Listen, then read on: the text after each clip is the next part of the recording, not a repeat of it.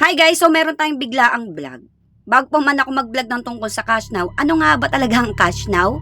At ano ang kaugnayan nito sa UAE Central Bank or CBUAE at sa Quantix at AECB?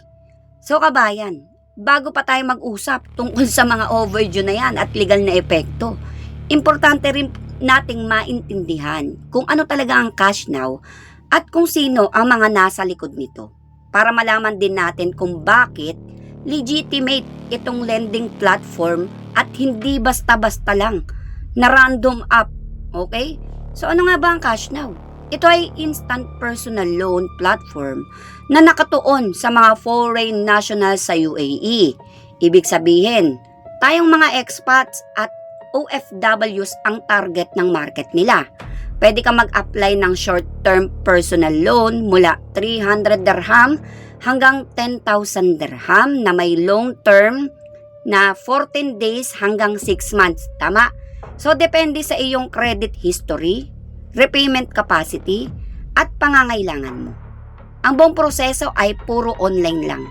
Mula application hanggang disbursement. At kapag na-approve ka, agad na ililipat ang pera sa bank account mo. Ganun siya kabilis. Pero hindi porket mabilis siya, hindi siya legitimate. Legitimate po ang cash now. So, sino ba ang tunay na nasa likod ng cash now? Ang Quantix. Baka may nababasa po kayong Quantix sa ibaba po ng application ng cash now nyo. So, siya po ang nasa likod ng cash now. Kasi ang cash now na application na kilala natin ay isang platform lamang na pinapatakbo ng Quantix Technology Projects LLC. Ito ang aktual na legal entity na may lisensya. Base sa mga opisyal na sources, si Quantix na based sa Abu Dhabi at isang subsidiary ng Astratech ay tumatakbo bilang bahagi ng ecosystem ng Ultra App ni Astratech. Okay? Kaya kapag nag-transact ka sa cash now, sa likod ng eksena, si Quantix Technology Projects LLC talaga ang kumakatawan bilang lisensyadong financial company. So ano naman ang kaugnayan ni UAE Central Bank sa cash now? So ito ang pinaka-importanting bagay na dapat malaman ng mga borrower. Si Quantix na siyang nagpapatakbo ng cash now ay may financial company license mula sa Central Bank of the UAE. CBUAE. Ibig sabihin, hindi ito isang illegal o loan shark na operation. Ito ay regulated at kailangan sumunod ng mga patakaran ng UAE Central Bank. So si cash now kailangan sumunod sa patakaran ni UAE Central Bank pagdating sa lending practices, interest rates, at consumer protection. So malaking bagay ito dahil kumpara sa maraming quick loan application na walang proper regulation, ang cash now ay dumadaan sa opisyal na oversight ng gobyerno. So, ayun po yung kaugnayan ni cash now kay UAE Central Bank. Baka po kasi nalilito kayo bakit may UAE Central Bank. So, ayun po siya. So, ano naman ang kaugnayan ni AECB ng A1 Etihad Credit Bureau or tinatawag na AECB?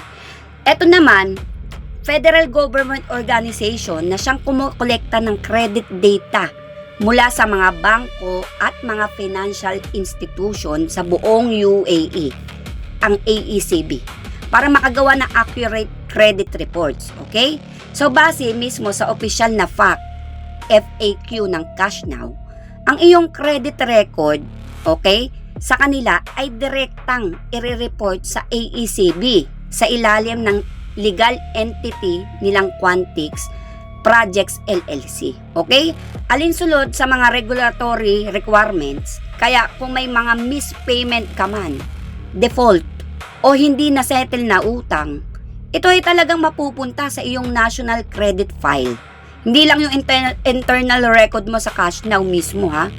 So, kung may mga tanong ka tungkol sa AECB reporting mo, may dedicated email sila para dito or may application sila para dito para makita mo yung credit history mo. So doon alam ko magbabayad ka ng 84 dirham para makita mo kung meron kang credit record na history kung may default ka man doon. So yun, magbabayad ka pero kailangan mong i-download ang kanilang AECB application. So yun na nga, sa madaling salita, kabayan ha, ang CashNow, ang application na ginagamit natin. Ang Quantix Technology Projects LLC naman, ang lisensyadong kumpanya sa likod nito na may approval mula sa UAE Central Bank at ang ACB, ang National Credit Bureau, kung saan direktang i-report ang lahat ng transactions natin. Okay? Kung may mga transaction tayo, i-report lahat yan sa AECB. So, magandang bayad man yun or default ka man, naka-report yan sa AECB. So, ang tatlong ito ay magkakaugnay. Kung magbabayad ka on time, positibo ang mapupunta sa AECB record mo. Kung made-default ka, doon din ito mapupunta at maaapektuhan ang credit standing mo sa buong UAE. So, disclaimer lang, ang impormasyong ito, sinasabi ko to sa vlog, ay galing lang sa publicly available na sources tulad ng opisyal na website ng CashNow, Astratech, at industry news articles. Hindi ito legal o financial advice. Para sa pinakatumpak at updated na impormasyon tungkol sa lisensya, regulasyon, o partnership nila, direktang bisitahin ng opisyal na CashNow website o AECB portal. So, kung meron kayong mga experience sa CashNow, good or bad man yan, i-share nyo sa comments mga kabayan. Baka makatulong yan sa ibang kababayan natin na pareho ng sitwasyon at magkaroon din ako ng idea sa sitwasyon na meron ka na pwede natin gawing vlog sa susunod. At kung gusto nyo pa ng mga follow-up video about sa mga susunod na topic tulad ng mga tabi, tamara, mga bounce check, bank loans, ayan, i-comment nyo lang down below para gagawin natin siya sa susunod na vlog. So yun lamang po, maraming salamat. Please, share nyo po yung aking vlog and like nyo na rin po. Salamat!